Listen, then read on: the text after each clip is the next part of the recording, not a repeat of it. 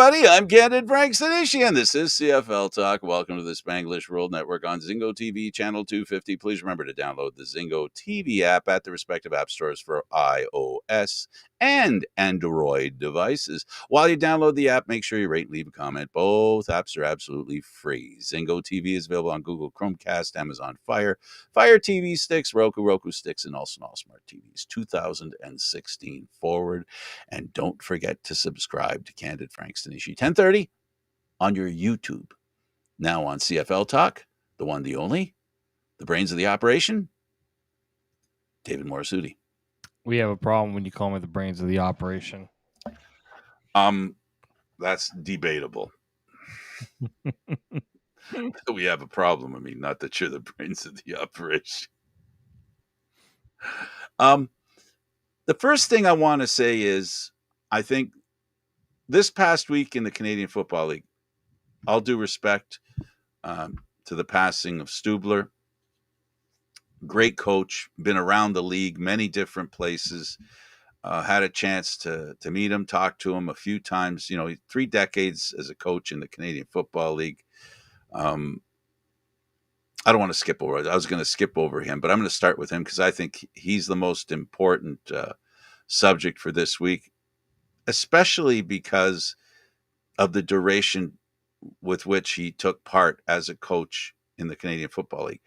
And a lot of times he went to teams that really needed help, that, they were in trouble. He seemed to not be afraid to go to a team that really didn't have a great reputation at that moment, but he wanted to be a part to make it better. That was the best quality I liked about him in the time that I followed him. Yeah, I mean, I was there I've seen him up for both stints of the Argos back in the mid 2010s, and then when he took over, it was last year when he would join the staff. Last year, 2 years ago, where like this is who I would call a survivor. He always found a way to kind of keep himself mingled in the CFL game. I shared this actually after I heard of his passing. I shared this on Twitter where I said I have a Ferrari hat I love to wear, and when I go to Argos practice or sporting events in that regard, I always try to wear something non-team affiliated, right? I try to keep things, keep my own personal things out of it. Except I would wear a Ferrari hat. I have a favorite Ferrari hat I would always wear. And when Rich saw me the first time wearing the hat, he looks at me, he says, "Nice hat. Where's the car?" And every time he would see me wearing that hat, he'd just give me a wink and a little point because he knew it was like he was a good guy to talk to. Friend of the show, Ben Grant, also shared that when he's in his time of coaching, Rich would help him, would offer some advice to him, right? That's the makings of a good person and a good coach, is when you're willing to give back to others and help mold future coaches in that regard too. He was a football guy. He was, and he just cared. He cared about the future of the game. Really did care about it. And he loved coaching, and and he was really good at it.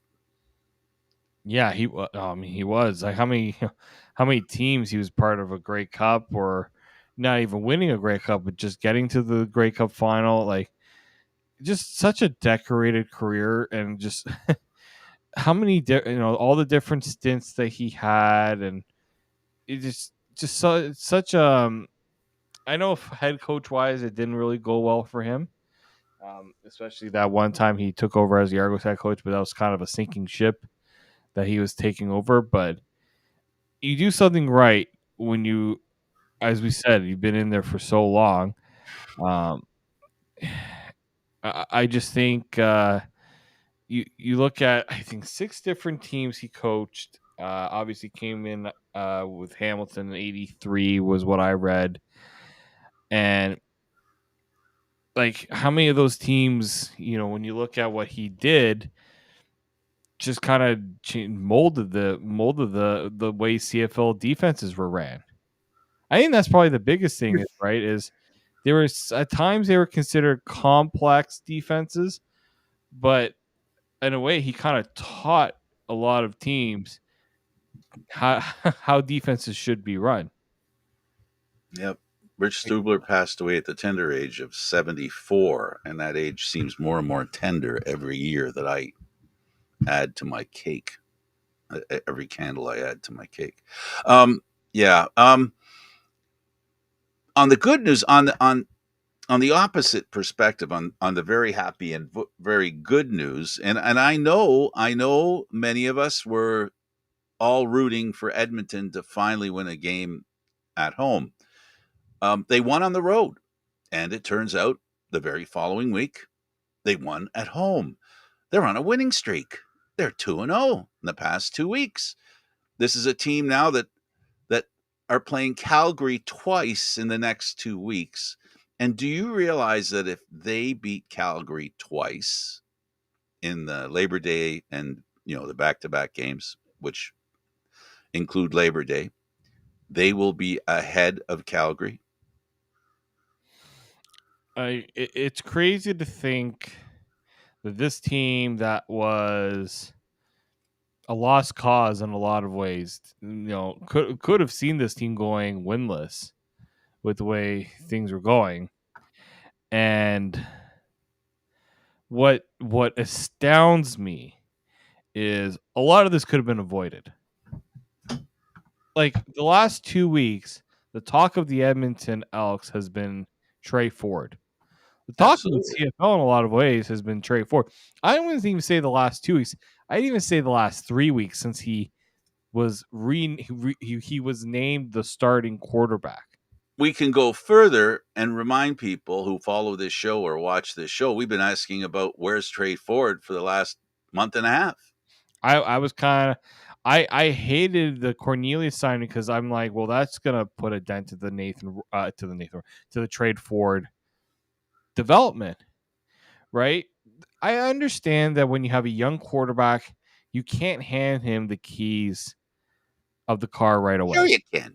They No, didn't okay, do it in I BC. agree with that. They Just didn't do it in BC when Nathan Rourke was here. I here too. get that. Give him some time to adjust to professional level. But when talent is evident, you coach the young talent what is necessary to be able to play at that professional level. So I think if you had Trey Ford in there a lot earlier, this is a team that's in the playoffs. Because what we saw at Edmonton, I understand that offensively, you look in the there are weapons there, and they're being elevated because the quarterback is elevating them a little bit.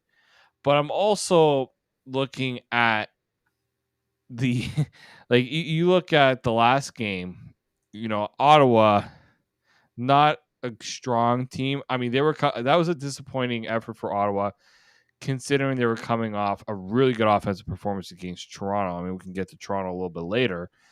Um, but yeah, we're seeing Trey Ford take this offense. I mean, Eugene Lewis, we know what he's all about, things like that. But when you have the quarterback that you're confident in, it's funny how the rest of the team sort of rallies around him. Now, defensively, there's still I want to see them beat a good team, a team that's that might be a little bit more tricky for them to beat. Ottawa and Edmonton, I feel like have very similar paths right now. Both teams had question marks at quarterback. Both teams had potential, but they hadn't been realizing that potential, and Edmonton take advantage. I want to see Edmonton go up against a good team. Now, Calgary's technically a better team than them on paper based on the standings, but right now, I think Calgary St. Peter's fans should be a little worried about how this I'm Edmonton. looking forward to these two games that will be played in Alberta. Good team, bad team. These are games where literally their pride's going to be on the line. Both teams, because both teams right now, this is almost the same as if both these teams were fighting for first place. Both these teams are fighting to not be in last place. There's a lot of pride that's going to be played in this game. I think these are going to be probably two of the most physical games both these teams will play this year. And I'm telling you, they're going to be entertaining to watch. And the way Edmonton has played, Calgary better be careful, because if Edmonton plays 4 quarters, we know that Calgary has had trouble playing 4 quarters. We know that Calgary's had a hard time in the passing game. We know that Meyer has been mired in a little mediocrity throughout this season, with the odd time he's poked his head up and looked really good. What we've seen from Trey Ford is that this is a guy who, part of the reason why he hasn't started for Edmonton and wasn't given the reins that quickly, is that yes, he has the feet to escape the defensive line and linebackers, but his arm was always questionable. What he proved in these last 2 games, or his first 2 games back, is that he can throw enough to keep his feet and his running back's feet a weapon. Yeah, that's the thing, right? We knew that he had that ability. It's just, could the rest of his game come together? And the other one too is, can he avoid the mistakes? Every quarterback has that responsibility, and every quarterback in the Canadian Football League today wins or loses depending on their mistakes. Because I'm finding, I don't know about you, but I'm finding that there's pretty much a pretty typical defense in the Canadian Football League on every team. Every team has defenses that are really, really good, and to me, it comes down to the very, very good defenses and the very, very good offenses. And the really good teams like Toronto, Winnipeg, and I would have said BC before the last 2 weeks, was the fact that their offenses and defenses are that good, right? But most of the Canadian Football League teams, in fact, all the Canadian Football League teams, have good defenses. Tell me a team that doesn't have a good defense. You think about it. None of them, you can't really. Ottawa, as bad as they are, their defense is their calling card, right? The same thing's true for Saskatchewan. Saskatchewan's not, their offense relies on their defense. And every team, and BC, before they made strides offensively, what was it that carried them? Their defense. Toronto, what helped them get to the Grey Cup? Their defense. So, offenses, what's important for them is field position, gaining it, and changing it, and then scoring when they're in red zone. If they can't do that often enough, they will lose, because, quite frankly, most defenses are a wash in the Canadian Football League. I know Winnipeg's really good. I know Toronto is really good, but I'm just saying. Yeah, I think when you look at the league and defenses, there are weeks. Sometimes I wonder, is it the defense that are playing really good, or is it the offense that are not playing well, right? And like, I know some people look at the Toronto Calgary game and say, "Oh, where's the defense? Where's this defense?"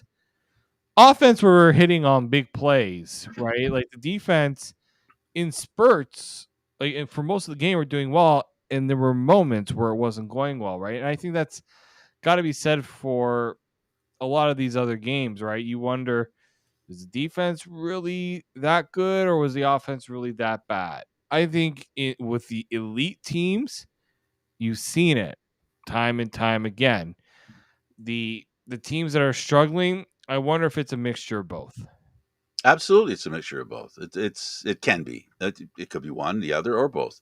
But I find in the Canadian Football League, I think the defenses for the most part are really good, and I find that also that what I find interesting, and one of the keys of the defenses, is shutting down the quarterback. And that's the first step with a defense in the Canadian Football League, is to shut down the quarterback.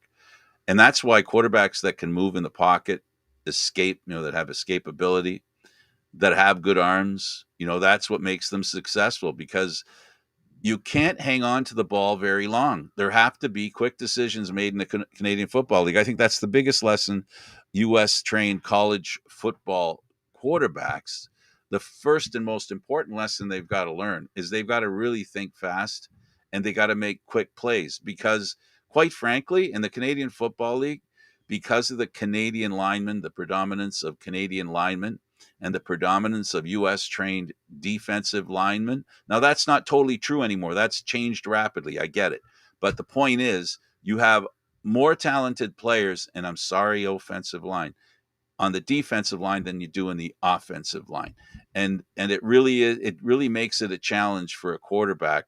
And as far as roaming around in the pocket and getting a lot of time to do what they need to do, they need a lot of time, yes, but they don't have a lot of time. I think that's why Caleres was so successful. I think also that's why Kelly is so successful. They get the ball and get rid of it. When Bo Levi Mitchell was successful, he used to be, when he was at his best, the quarterback that held the ball the shortest amount of time. And that's what has to happen in the Canadian Football League because of the imbalance in talent between defensive line and offensive line. Edmonton taking it to the game, they had a few sacks, and that helped Ottawa get in trouble. Ottawa could not get untracked. Edmonton's defense really did a great job and got their offense some really good offensive starts and position.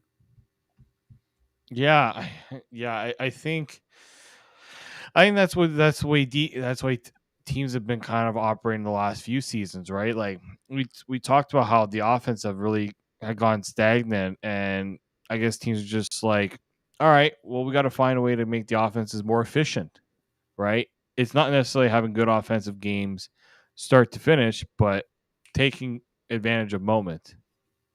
Yes, and to stick with Ottawa in this game, because we're talking Ottawa and the Edmonton game that Ottawa lost. Crum's success happened when he made quick decisions. You notice now that for some reason, he needs more time to make a decision, and it's causing him a lot of problem. He has to make quick decisions, and sometimes if he didn't have a quick decision to toss, he decided to move with his feet. And the indecisiveness that he seems to have, and the experts are calling it a lack of confidence. Yeah, that's all part of it. The point is, you have to be decisive in the Canadian Football League. If you're a quarterback, you have to make a decision soon as you get your hands ready for the ball. You have to know what you're going to do and do it. Yeah, well, and that's something that fans have been clamoring for, right? They've been clamoring for offenses to pick things back up. Unfortunately, defenses always find ways to adjust, Mm-hmm. right?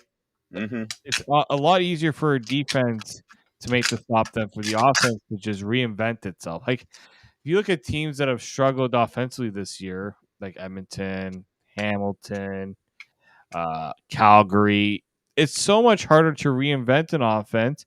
You kind of just live the good with the bad at times. You just hope your defense can give your team a chance at this rate. And if you finally do reinvent your offense, Mm-hmm. if you have decent plan, a la Milanovic, who has reinvented the Hamilton Tiger Cats in the last two games. They struggled in the first game with Milanovic as the offensive coordinator, but in the next game, we'll talk about it in a minute. But just to make the point, coaching is really important, and you've got to have a system in place that you have the players to execute and the talent to perform in. And Hamilton looked really good when they used the running game. They have not been a team that really has they've had great running backs, but now they're a team that's relying on running, and it's nice to see the running game back. Anything else you want to add about the Edmonton Ottawa game, and then we can go to the Hamilton game. I mean, I think for Ottawa, you're a little worried now because with Hamilton picking up that win against BC, there's just no, and now they're on Ottawa's on a bye week. They could potentially find themselves losing grip on their playoff chances. Like they have a game on the 8th against Hamilton. They better use this bye week to get them ready for that game because that game I think is going to pretty much determine their season if they want to make a run for the playoffs. Like no team gets eliminated this early in the season, but I think your chances mathematically dwindle, especially because Ottawa's 1-5. 0-5 in the division. They haven't won a game against an East team, which is interesting because all three of their wins have come against West teams. Which it's crazy to think, but if you want to look at where things have gone wrong for Ottawa this season, it's that 0-5 right now against the East. You're not getting into the playoffs with that type of record. And I understand they lost against the West team, but that's why going forward, there's no margin for error for this Ottawa team. Hamilton has a game in hand and also has one more victory. So it's 8-1 for the Argos, 6-4 for Montreal, 4-6 for Hamilton, 3-8 for Ottawa. And Winnipeg's up there at 9-2, starting to put some space between them and BC, who are at 7-4. Saskatchewan even at 5-5. Calgary, as we talked earlier, 3-8, and Edmonton 2-9. And the next two games could cause those two teams to flip. And if Saskatchewan falters, there is a chance here that Edmonton can make the playoffs. They could be the Hamilton Tiger Cats of last year. If everyone remembers, it was about like this 2-9 that Hamilton was, and then they ripped 4 wins in a row, I think it was, that they did, and then ended up in the playoff hunt. And while the Hamilton fans already had given up on them and felt that, oh, they'll never make it, and I can say I predicted they could make the playoffs, and people thought I was crazy, especially the Hamilton fans. So I'll be crazy again and suggest that Edmonton could make the playoffs at 2-9, and Saskatchewan only 3 wins ahead of them. It's only 3 wins, and we're at 11. There's 7 games left for Edmonton. Saskatchewan has 8 games left. So can Edmonton win more than 3 more than Saskatchewan? And Hamilton and Saskatchewan have one more game against each other. If Hamilton can continue to go on a streak, and then those two meet up, there's a chance. I mean, that's where the margin for error is quite slim for every team. Absolutely, it is. But Uh, every week it changes. and what makes things harder for Winnipeg? The next 2 games are against Winnipeg. Like if you are Edmonton right now, you pick up those 2 wins again, because right now Winnipeg is not in. They're like it's gonna be hard to beat Winnipeg right now with the way that they're playing.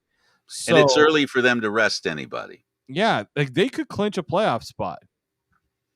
Like they can make life easy for themselves. Obviously, life will be much easier once they can clinch first place in They the can do West. that in the next 2 weeks. If they sweep Saskatchewan, they'll clinch a playoff spot. Yeah, so if they can clinch the playoff spot, then the next thing is, yeah, for Winnipeg, they want to be able to obviously give some guys some rest, especially with the way that the schedule's laid out. But if you're Saskatchewan, you're seeing what's ahead of you, and then you see where Edmonton's at and how they've played. Again, nervous moments for teams that are right behind Edmonton right now. Yeah, to make your point, though, in regards to, it's a tight race. Montreal lost last week. Toronto won last week. And yet Montreal's only 2 wins behind a team that was undefeated until a couple of weeks ago. Yeah. So, things can change rapidly in the Canadian Football League. I realize there's only 18 games, but guess what? There's only 18 games. I mean, things can move really quick, each and every week. So, Hamilton ended up, of course, doing a great job of winning this week, and they beat a pretty good team in the BC Lions, who they've contributed to the thought process that many of us are going through, I think, wondering maybe we've overplayed our respect for the BC Lions. Maybe they're not as good as we all thought they were. I'm I am I want to slightly agree with that. I can't fully agree with it. I'm okay with you not agreeing. It's just a Plus, point. these have been 2 very rough weeks for BC. Um, the thing I wonder is, they came close to coming back against Saskatchewan. This one against Hamilton, I just think it was another bad start that they couldn't recover from. 2 weeks in a Absolutely. row where they try to rally late, and I think that got them in trouble. You can't in the CFL constantly put yourself behind the 8 ball. Vernon Adams said it at the end of the previous game. We had a slow start and we paid for it. I wasn't efficient early, And yeah, I had some great play in the second half, but it was too late. Too little, too late. And the other thing is James Butler, who proclaimed before the game started, I have no interest in feeling this is special. It really, this is just another game. Just another And game, another then team. in the interview at the end, he goes, "Well, if anybody looked in my eyes, they knew this was important to me." And credit Scott Milanovic for Very much so. realizing that and making him a big. I mean, he's always been a focal part of the offense, but 21 carries. I can't remember the last time I have seen the Hamilton Tiger Cats give the running back 21 carries in a game. Not in this regime. What it says to me, what it allows teams to do, those teams, is to have a bit of a rhythm. A rhythm. They haven't had a rhythm to their game because, frankly, this offense lacked an identity in a lot of ways. You know, yeah, is Taylor Powell a good quarterback? I mean, he's thrown in a tough situation. This is their third option at quarterback, I like what he's been doing. He but hasn't hurt the he team hasn't enough. lost in games. Right. He hasn't hurt the team. So, again, that's what we're learning, folks. In the Canadian Football League, quarterbacks, the most positive thing they do is not add a negative. In Yeah, other words, interceptions or, ball security, very important. it's crucial in the CFL. Only one team has found ways to overcome mistakes, and that's Winnipeg. We'll talk to that in a minute, but I think for BC, oh boy, this is it's a tough one. It's another tough loss where I wouldn't say doubt creeps in because they had that bit of that cushion, but you cannot say we got off to a good start. Let's see if we have time. Well, yes, you have time, but you want these issues to creep up to you when it matters. Absolutely. And James Butler, again, as much as this game didn't mean nothing to him, Mhm. he played really well, and he ran for 118 yards, and he stirred the drink. He was the main reason why this team won. Their running game, something Hamilton and hasn't really had, like you said. You can't emphasize that enough. And this was a Milanovic plan, and he's looking like a genius. But here's the thing: not to throw cold water on Milanovic and the running game in Hamilton. Nobody really expects Hamilton to run, even though they have a guy like White. Like Butler. They have another guy, Tim White, that could run too, but they used him for receiving. So yeah, their offense looked really good. They made plays when they needed to make them, and it really was one of those things where you've got a quarterback in Taylor Powell who does have an arm, but he also has some feet. And there were a couple of times in this game where his legs helped extend possessions. Yeah, I think when you look at the CFL and you look at receivers, there's two different types of receivers that really flourish in the CFL. One of them being the small playmaking type that use their legs, right? You get them the ball in space, they can do anything. And you got the ones that can stretch the field, get up for a ball and go and grab a 50-50 ball, or like a Geno Lewis sort of, right? You got a Geno Lewis and you have a Tim White. Tim White's a deep threat. It's got the speed. You get him into open space, he can do stuff. For me, that's what Hamilton's got to do here. I'm just wondering, will somebody else? I've been saying this for a while. Who's going to also help elevate this offense? It can't just be James Butler. It can't just be Tim White. Eventually, teams are like, I remember when the Argos played Hamilton, Tim White and James Butler were pretty ineffective because the defense knew that if they could stop those two, makes it a little easier for your defense if you get beat by somebody else, so be it.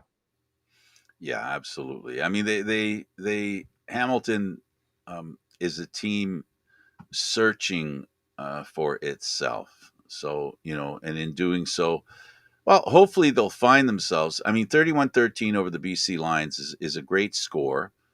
Um, you know, BC's a pretty prolific offensive team.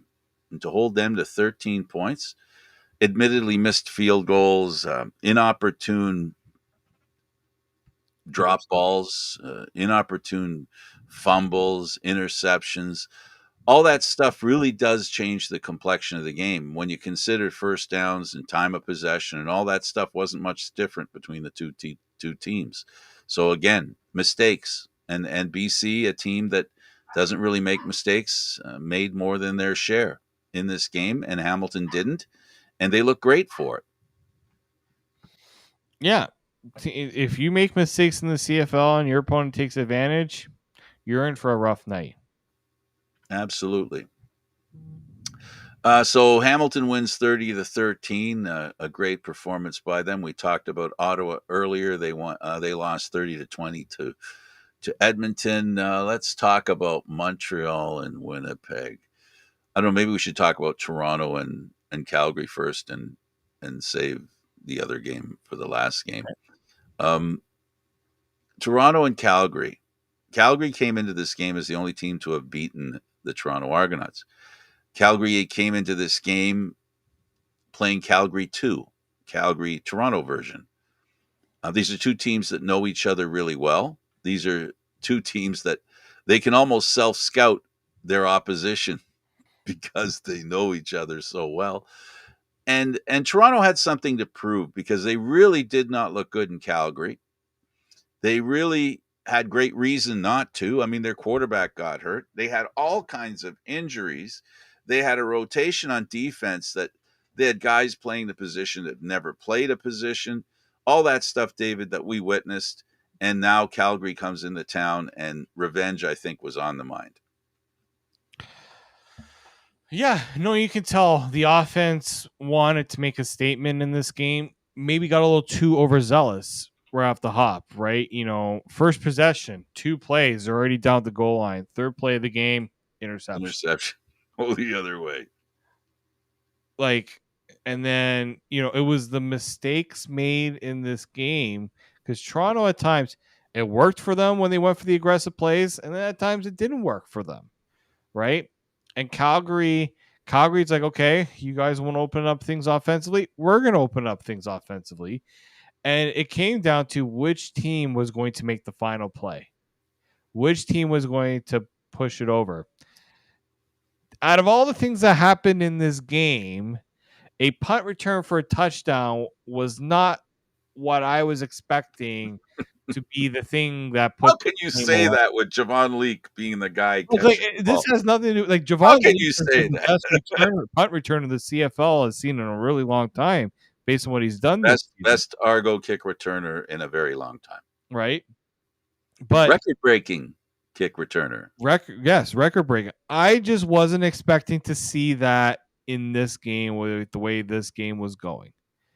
I thought, was it impossible to expect a return touchdown? No, because we've seen it. But I didn't expect to see, this type of way that game was going. I thought maybe low scoring, Argos were going to find a way to get it done.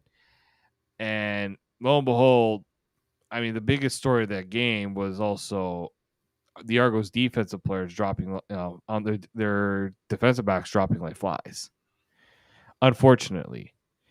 And a rookie having to get into the game in a situation that you never really want to see a rookie get into.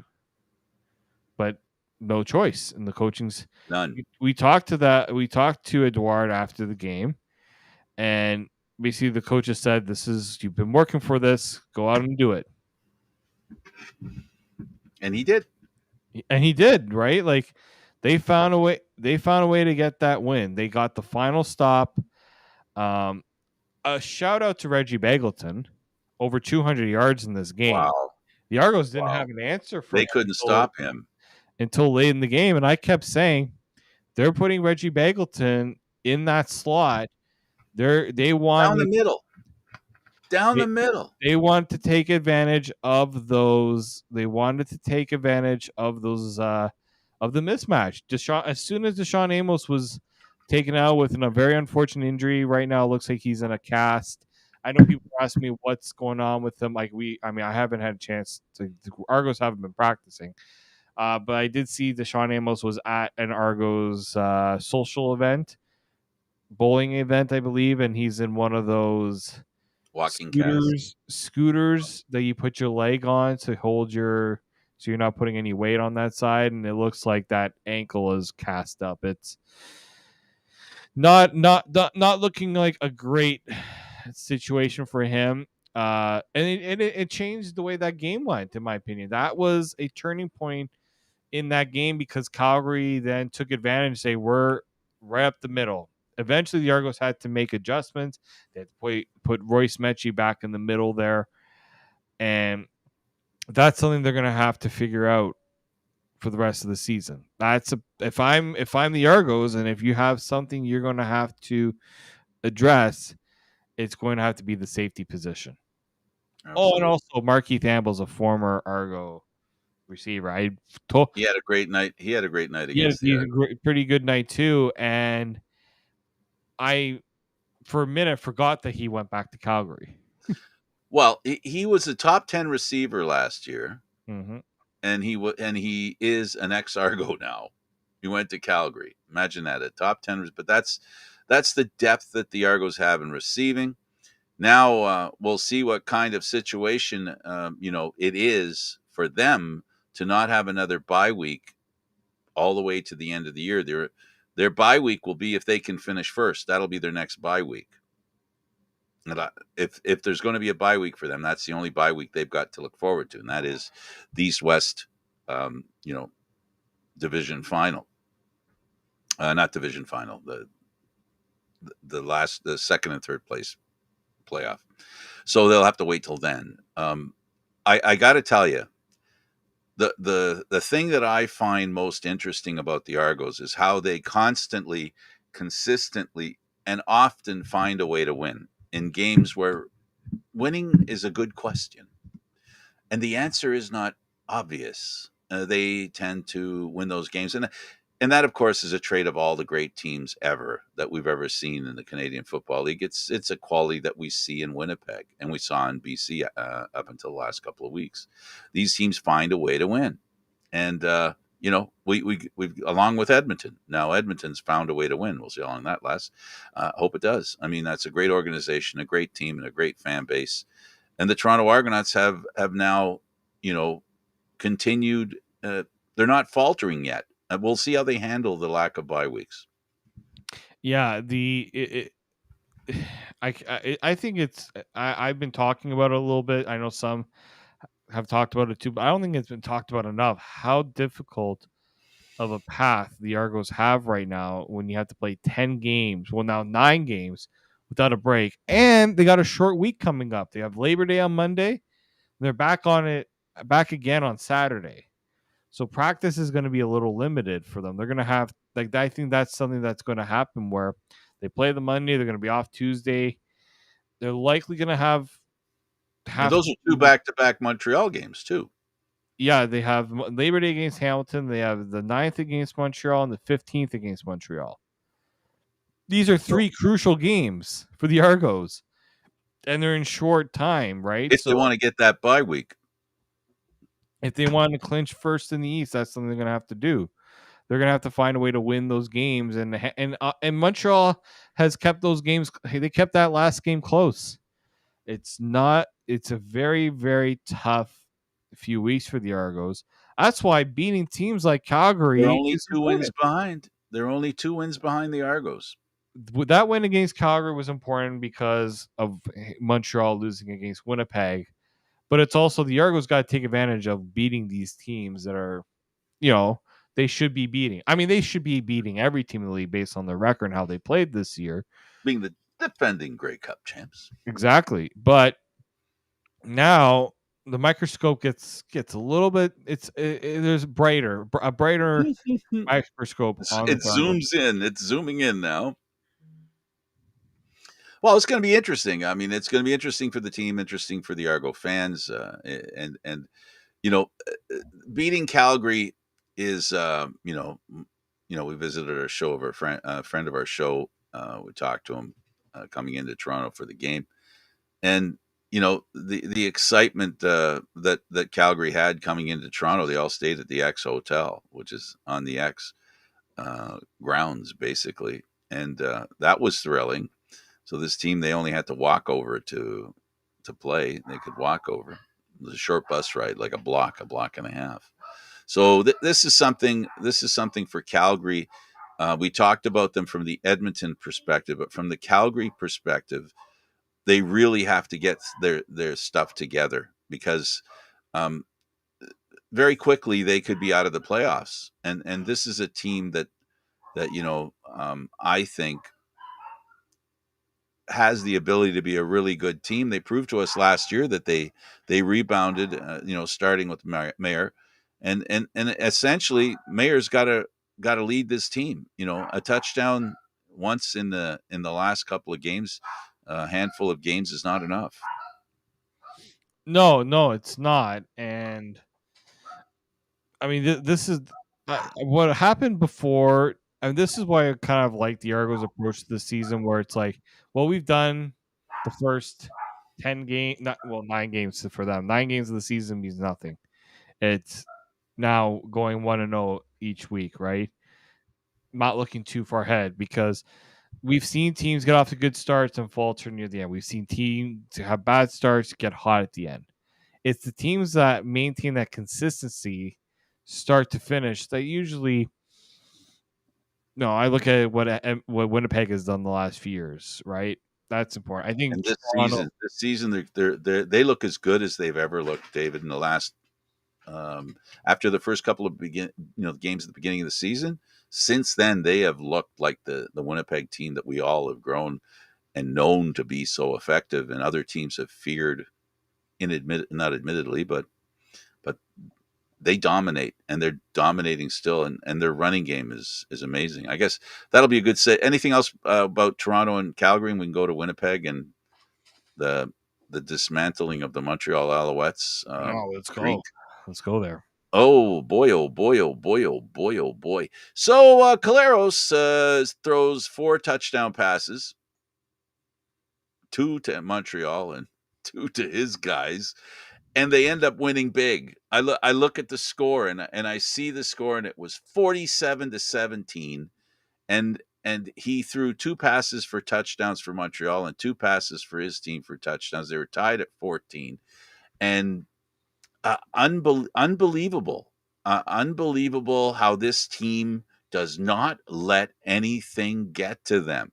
They were incredible. It seemed the more under fire or more crunch time they were visited upon, the harder they fought back. This Winnipeg team, I think they're ready to be in the Grey Cup again. I mean, BC better be ready if they're going to beat whoever it is that finishes third, because this Winnipeg team is dynamic, and their running game, a Canadian running back. I mean, for 10 years now, they've had the best running back in the league, and both have been Canadian. What's impressive for Winnipeg here is Claros throws those interceptions. One of them gets taken back to the house. They're still winning 20-17 going into the half. When you can't put a team down when they're giving you the game, in Montreal's case, they lost that game when they were losing in the first half, in my opinion. Oh, Some say, absolutely. they're keeping it close. They're making Winnipeg make mistakes. Yeah, but Winnipeg is also keeping Montreal from taking advantage of those mistakes. And then we keep, I guess, Brady Oliveira's He's maybe have incredible. heard some of my criticism that I wasn't ready to anoint him as a great running back in this league. Inside track, outstanding Canadian. Oh, I think it's pretty much in the bag for him right now. If he trends and continues like this, how can you not? Yeah, I don't. Yeah, I can't think of a running back that's performed better than him. Each and every week, right? And the real scary part is he's on a team with Caleros, who's an MOP, annual choice, and on the same team, I'm seeing Oliveira is really more important to Winnipeg than Zach Caleros, and I think this last game showed it. I think the last game proves it. I I love think. Zach. Well, here's the thing. I would say he's very important. I think Claros still. I mean, it was proven a little bit when Claros went out that they can get by without him. I think that's right. I still. That helps too to make the point that I'm trying to make. Yeah, I, I didn't even throw I that out think. there. I think that's right in a way, but Oliveira through 11 games. Okay, obviously 11 games. He has the extra game. He is 98 yards away from 1,000 yards. Haven't even reached 12 games into the season. In the 60 yards is good a game running back time in 82 the Canadian yards Football per League. game. The Canadian Football League. It used to be 100 yards. Well, that's a good game. Now 80, 65 is a Because good you have running multiple is running a good backs. total at the end of a game. And this guy's kicking it. I will say this though about Brady Oliveira. Yes, the rushing number total is impressive. He also gets the ball way more than any running back in the league. He has 158 rushing attempts. 158. The next closest is Jamal Morrow at 131. Then it's James Butler, who has 121. AJ Ouellette has 112. Well, but he has 2 extra games that he can pad Right. that number a wee bit. AJ Ouellette is right on the tail of Brady Oliveira in terms of average yards per game. Absolutely. Brady Oliveira is 5.71, Ouellette's 5.63. And the thing is, Brady Oliveira is a feature running back. Ouellette's the feature, but he still surrenders carries to Andrew Harris, right? But what it does prove, yes, I think you see if you can stop Brady Oliveira and see if that changes the way Winnipeg plays a little bit, and you're forcing Zach Claros to throw a bit more. Like in this game, Zach Claros only threw the ball 24 times. Cody Absolutely. Fajardo only threw the ball 25 times. I find that pretty weird, just how little the quarterbacks threw in this game, especially for in Winnipeg's case, considering they scored 47 points. But Montreal, ugly offense. Ugly. I understand Cody Fajardo is just coming back from injury. So was Zach Both Claro. quarterbacks. Yep. Both quarterbacks were. So I think if you're Montreal, this was a wake up call sort of game. People have been, kissing at the feet of Jason Moss. Now it's like, okay, we got to get back on track. We kind of cheated a little bit here. Look, they are the Owls are a really good team.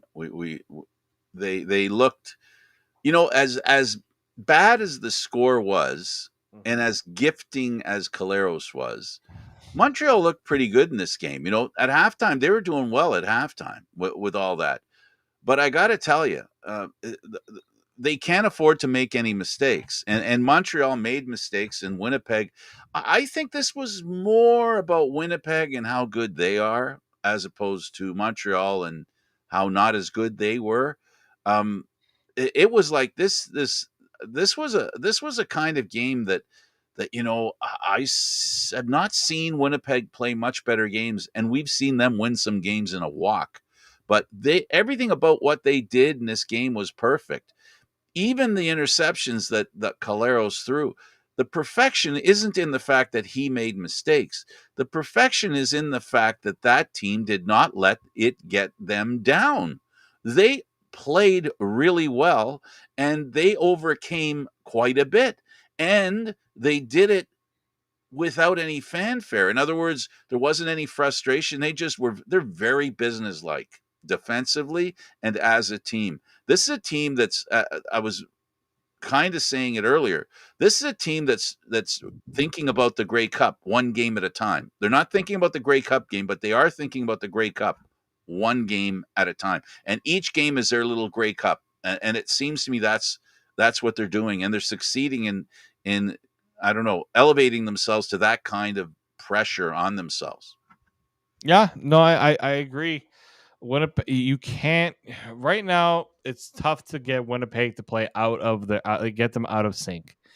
Maybe if you try to stop the running game and you force Claros to have to throw a bit more and get him run, I think you got to attack that offensive line. If you're a team that's trying to stop Winnipeg right now, you need to attack that offensive line because that's what's keeping them. That's been their bread and butter for all these years. If you do that, if you make them off balance a little bit, maybe you have a chance. But right now, they're looking as strong as ever. That receiving core is as dangerous as ever.